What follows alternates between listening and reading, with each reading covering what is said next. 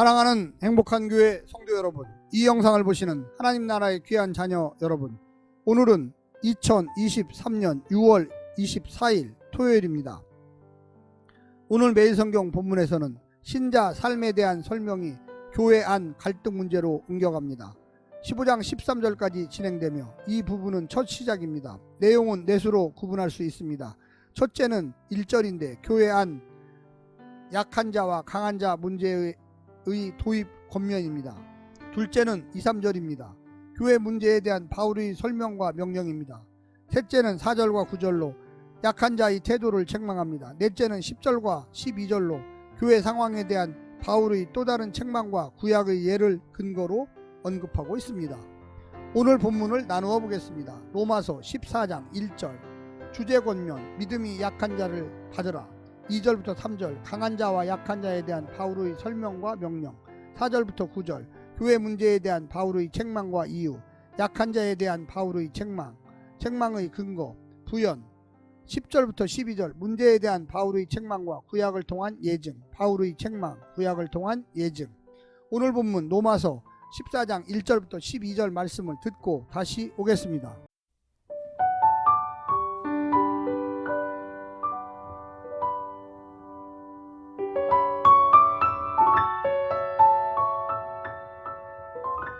로마서 14장 믿음이 연약한 자를 너희가 받되 그의 의견을 비판하지 말라. 어떤 사람은 모든 것을 먹을 만한 믿음이 있고 믿음이 연약한 자는 채소만 먹느니라. 먹는 자는 먹지 않는 자를 업신여기지 말고 먹지 않는 자는 먹는 자를 비판하지 말라.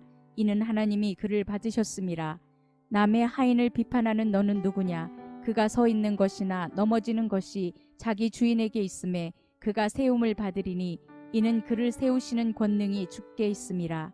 어떤 사람은 이날을 저날보다 낮게 여기고 어떤 사람은 모든 날을 같게 여기나니 각각 자기 마음으로 확정할지니라.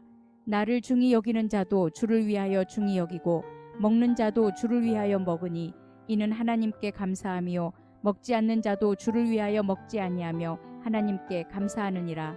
우리 중에 누구든지 자기를 위하여 사는 자가 없고 자기를 위하여 죽는 자도 없도다.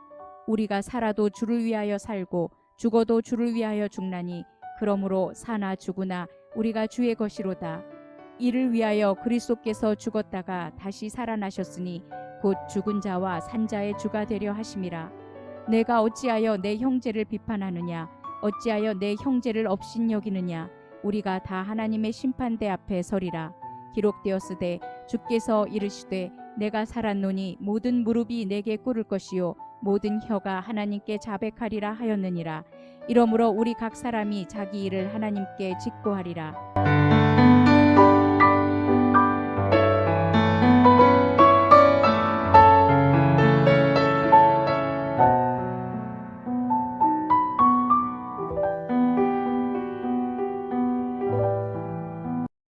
주 40년대 로마에서 유대인과 영향력이 커진 기독교인 사이에 갈등이 있었는데 클라우디우스 황제는 이를 해결하기 위해 모든 유대인을 로마에서 추방했습니다. 이때가 주 49년입니다. 이때 교회 다수를 차지했던 유대 기독교인도 함께 추방되었고 교회는 비유대인 신자만 소수로 남아 있었습니다.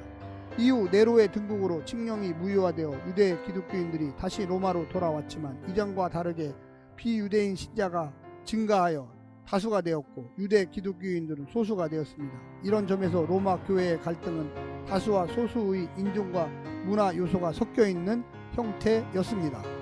오늘 본문을 네 부분으로 나누어 자세히 설명드리겠습니다. 첫 번째, 연약한 자를 받으라.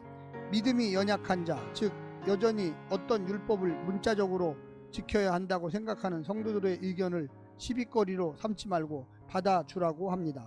얼마든지 그렇게 주장할 수 있으니 인정하고 용납하라는 뜻입니다.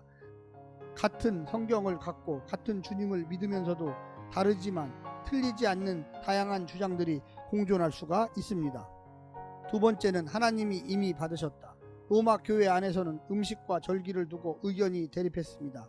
우상 숭배에 바쳐진 고기를 먹어서는 안 된다며 채식을 고집하고 구약의 절기를 여전히 지켜야 한다고 주장하는 교인들이 그리스도 안에서의 자유를 확신하는 성도들에게는 비성경적으로 보였을 것입니다.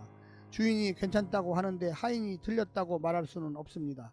하나님이 받으셨다는데 나는 못 받겠다고 하면 안 됩니다. 세 번째는 주를 위한 것이면 괜찮다. 믿음이 약한 자든 강한 자든 음식과 절기에 관하여 주를 위해 한 것이면 다 괜찮습니다.